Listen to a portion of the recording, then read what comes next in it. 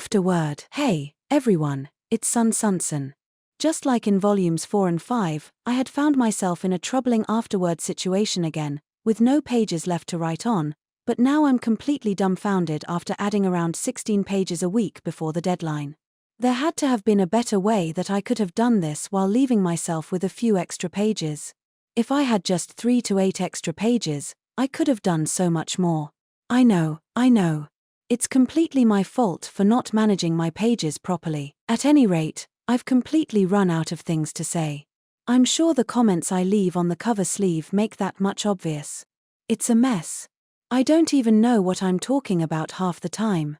Maybe science-minded people will find the peculiar use of numbers interesting, but I bet most people who are more liberal arts-minded will be utterly confused. Then again, I bet everyone's confused. Plus, I know I'm the one who came up with this pen name, so I'm not doing myself any favors making fun of it, but to tell the truth, I'm not a huge fan of the number 3. Sun in Sunsun sounds like san, which is the Japanese word for the number 3. My favorite number is actually 24. My next favorite number is 12. I mean, 24 is such a cool number, isn't it? It's hard to describe. It has a nice ring to it, doesn't it? It looks cool, too. Also, it's divisible by all single-digit numbers except 5, 7, and 9, which is another beautiful thing. And 12 is just great overall. The 12 apostles, the 12 heavenly generals, the Chinese zodiac, the 12 ranks, the duodenum. Anyway, I think there's a unique beauty to this number that appears in so many places. Oh, and 13 is cool, too. It has that edgy cool factor to it. For the same reason, I can't really dismiss 14, either. The number 15 is weak. I feel nothing for it. It's just there. Speaking of edgy charm, we can't forget about 0. I get that it's a bit debatable whether 0 is actually a number, but it's cool nonetheless. By the way, if you don't understand the appeal of 0, you're not a true edgelord. You're back to square one. Too bad if you start from 1, you'll never reach 0. Mwahaha. Okay. I said the cover sleeve comments were aimed at science-minded people, and yet I rambled about something even they wouldn't understand. Heh. What's that? You want me to keep going? Well, if you insist. Let's talk about 3-digit numbers, but of course, as an edgelord. The following has been omitted for brevity. Now that I've talked about 6-digit numbers, let's move on to the next topic. I think I might have just revealed my phone's passcode toward the end there, but maybe it was just my imagination. Okay, so what should we talk about next? Oh, right. I need to address something. It's about the afterword in the previous volume. I claimed that putting in a short story instead of an afterword was probably a first in the light novel industry, but a writer friend of mine was like, "What? Plenty of other people have already done that." I'm embarrassed, to say the least. This is what happens when you don't read enough light novels. That's right. Despite being a light novel author, I don't actually read that many. I mentioned this briefly in the afterword of Volume 5, but starting something new takes a lot of effort for me. Whether it's a light novel, manga, or anime, I find it really difficult to start something new. And the more famous or long-running a series is, the harder it is to start. Due to being like this, I think I had only bought and read about 10 light novels before my debut. And out of those, only 2 were rom-coms. Plus, after starting university, I started reading web novels on sites like Naru, which are easier to access and have new works all the time, so I drifted even further away from traditional light novels.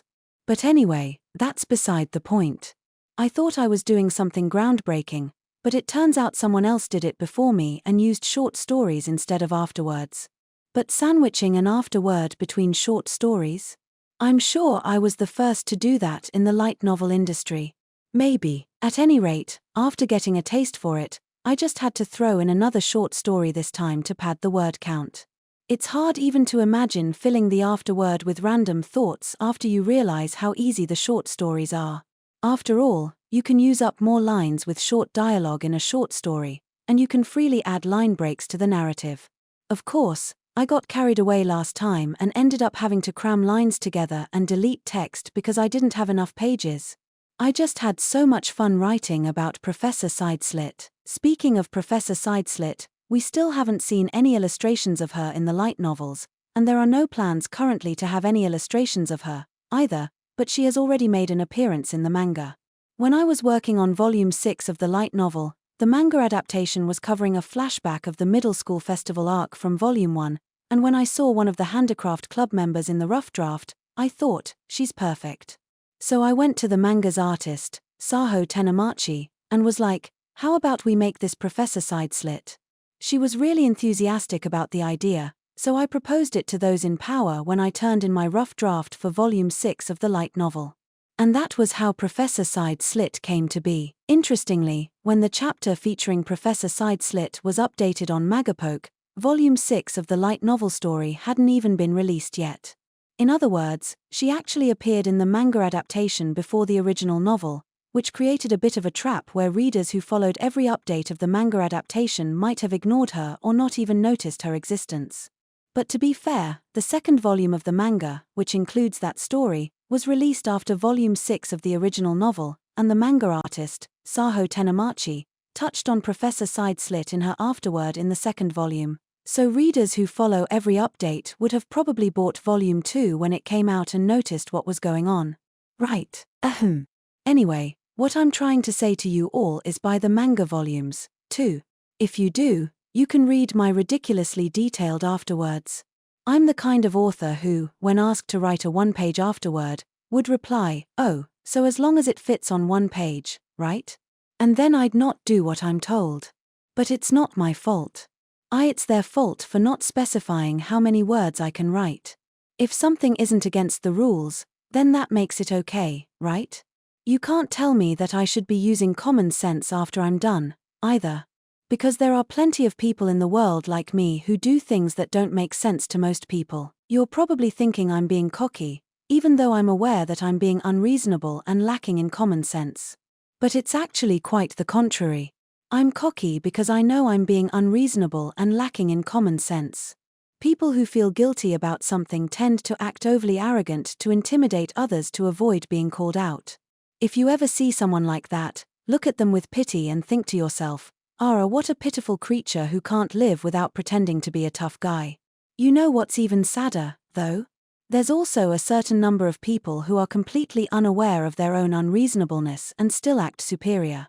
So if you ever see someone like that, look at them with pity and think to yourself, oh, what a sad monster created by the unfortunate environment they were born into.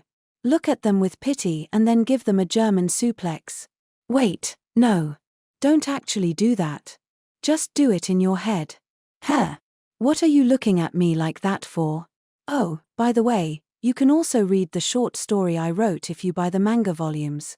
So get on it. Alright, I'm done pushing my stuff. Anyway, now that I'm done promoting the manga, what should I talk about now? The anime adaptation? Actually, I don't really have much to say about that. I'm not even sure how much I can reveal. But the project is progressing steadily. The reason why it took 5 months for this novel to release is because we've been working on the manga adaptation in addition to the anime adaptation.